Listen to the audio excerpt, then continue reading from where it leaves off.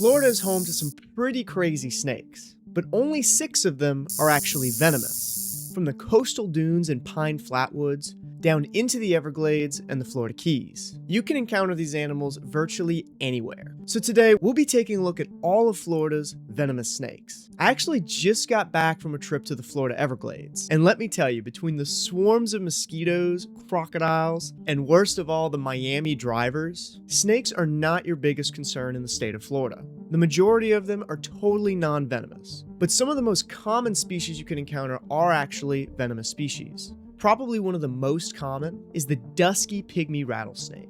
Unlike in my home state of Louisiana, where pygmy rattlesnakes are quite rare, Dusky Pygmy rattlesnakes live in a variety of different habitats, from oak hammocks and pine ecosystems, all the way down into the Florida mangroves, which is probably one of the weirdest places I've seen one of these snakes. Like their name suggests, they're a relatively dark snake with a lot of blotched patterning and a bit of orange between them. Now in the northern part of the state, you'll actually get what's called anery pygmy rattlesnakes, or anthristic. These guys only have that black and white coloration and tend to not have any of those oranges. Their venom is quite mild, and since they're such a small snake, they don't have a high venom yield.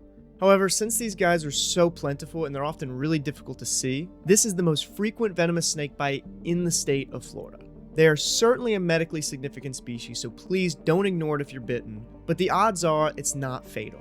I've encountered a lot of pygmy rattlesnakes in my time in Florida, and while I don't think they're as pretty as the ones out west, they are a really cool snake. They can often have this yellowish coloration on the tail as a caudal lure, and they are a very springy venomous snake. I've seen them come fully off the ground to strike, and while they don't have a super far strike range, relative to their body size, it's actually quite impressive. And speaking of common venomous snakes... Oh, moccasin.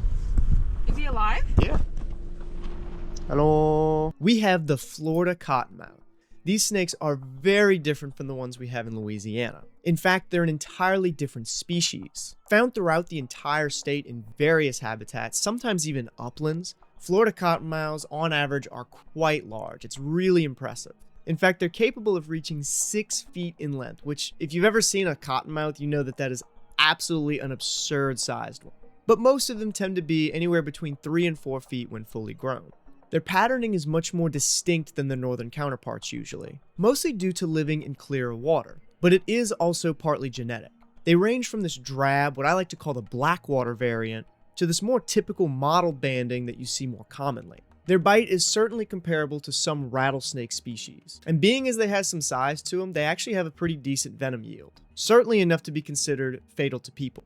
But they are not the most venomous in any category whatsoever. They aren't the most toxic, they aren't the most untreatable, and they certainly don't have the most venom.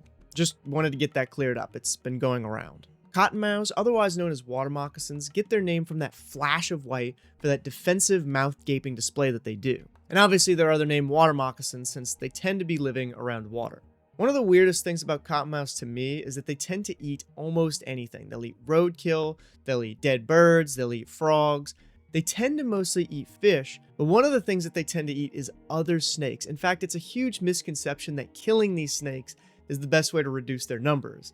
But one very large cottonmouth will actually eat other smaller cottonmouths very continuously. So if you kill larger ones, you oftentimes end up with a large amount of smaller landmines around your property. Little known cottonmouth fact I'd like to cover in more detail in the future. So if you guys would like to see that, make sure to subscribe. I work with them a lot here in my home state of Louisiana, but the Floridas are certainly more impressive. Now, Florida is a really weird state geographically when compared to the rest of the US. Being as Peninsula Florida is mostly made up of limestone and sediment that's actually eroded down from the Appalachian Mountains. Seriously, look it up. It's actually really cool. Some species that are actually quite common in the eastern US have a very limited range here in Florida. Case in point, the Copperhead. If you think you saw a Copperhead in Florida and you weren't right here, you definitely did not see a Copperhead. Copperheads just barely range into northern Florida, and the main reason is they just haven't gotten that far south all the way into Florida yet. Whether it's due to competition with already existing species, diseases, or the aforementioned geographic barriers, I'm not sure. But Copperheads are actually incredibly uncommon in the state. Still though, in parts of North Florida and the Panhandle, they can be quite abundant. Much like throughout their range, they actually can live in longleaf pine savannas and various hardwood forests. But they're most commonly seen in rural areas, particularly around old sheds and chicken coops, where they tend to be a hazard to people. They're a generalist species preying on mice, lizards, and even many invertebrates. In fact, one of their favorite things to eat is cicadas. And I'd have to imagine this more generalist camouflage viper strategy just hasn't fared them too well in the state of Florida, so that's why they're kind of locally confined to the northern region. The tropical lands of Florida have every niche aggressively filled by some species or another, so I could imagine it's hard to get a foothold. Their venom, as many of you guys know, is actually quite mild. And even though they can get pretty decent sized, around 5 foot, you're not likely to die from a copperhead bite. Still, much like the Dusky Pygmies, you want to get medical treatment as soon as possible, as their cytotoxic venom can cause long-term damage to muscles and even nerves, leading to long-term loss of motor function in the envenomated appendage. Wow, Zachary, that's really horrible. In fact, we should probably destroy this animal on sight, right? But there are 2 reasons that that's incorrect. The first is that most venomous snake bites happen while trying to kill or remove the snake. Better way to keep them away is to keep your grass cut and keep any trash or junk that they can hide in off the ground.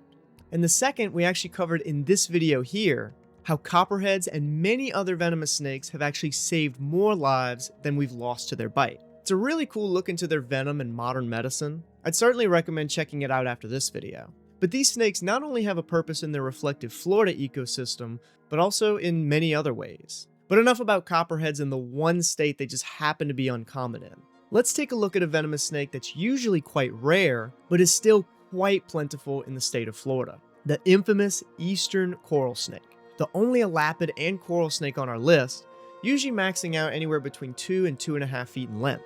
The eastern coral snake is more related to cobras, taipans, and sea snakes than any of our other venomous snakes in Florida, since they are elapids and not pit vipers. Because of this, they also have a very different venom, mostly neurotoxins. Like the name suggests, these toxins mostly attack the nervous system, and is designed to take down other reptiles rather than small mammals. Primarily, eastern coral snakes love to eat other snake species, particularly crown snakes, litter snakes, maybe even a scarlet snake. Basically, any small snake is fair game for the coral snake. But they will also sometimes eat other things like lizards, skinks, or even one of their favorites, the Florida worm lizard, which I still have yet to find. Eastern coral snakes are a bit pickier about their habitat than some of the snakes we've covered so far, living in dry, upland, sandy soils where they spend most of their life underground. Now, the problem with this is that's exactly where everyone wants to stick their houses. So it is extremely common for people to run into these guys after a heavy rainstorm or while digging in their garden. Luckily, I can guarantee that you will never have a bad encounter with one of these snakes if you just follow this one simple rule: don't pick them up. Every coral snake bite that we have ever had has been from somebody picking up the snake. And while they are super mild-mannered, they're not likely to bite. This is not a snake you want to be playing with.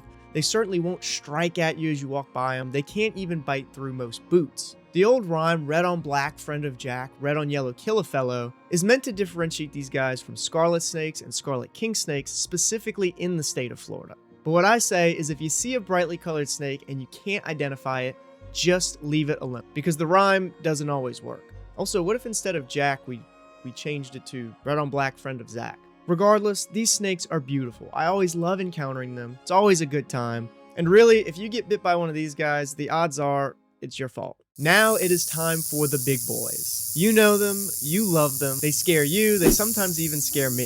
It's the eastern diamondback rattlesnake, an absolute icon of Florida and the world's largest rattlesnake species. This is the snake I'm gonna say you always have to be aware of if you're in their territory. And their territory is pretty much the entire state of Florida. Adults typically measure between 4 and 5 feet in length, but they can max out well over 7 foot, with the world record rattlesnake being painfully close to 8 feet in length. As their name suggests, they have this series of black diamond-shaped patterns running down the back, and they have these extremely large keeled scales, making them a pretty spectacular looking animal. Eastern diamondbacks prefer those dry, open habitats, but they can virtually live anywhere. They can live in blackwater river systems, they live down in the mangroves, they can live on coastal dunes. They'll be found virtually anywhere. I'd say the biggest place to keep an eye out for them is certainly these coastal dunes, especially in the southwest and southeast portions of the state. And sometimes they'll be in these more urban oak hammock habitats, where they're oftentimes confined to very small spaces due to overdevelopment. And that leads to a lot of conflicts with people. Their diet consists primarily of rabbits, squirrels, and other small mammals, though it has been noted that they will take an odd bird or two.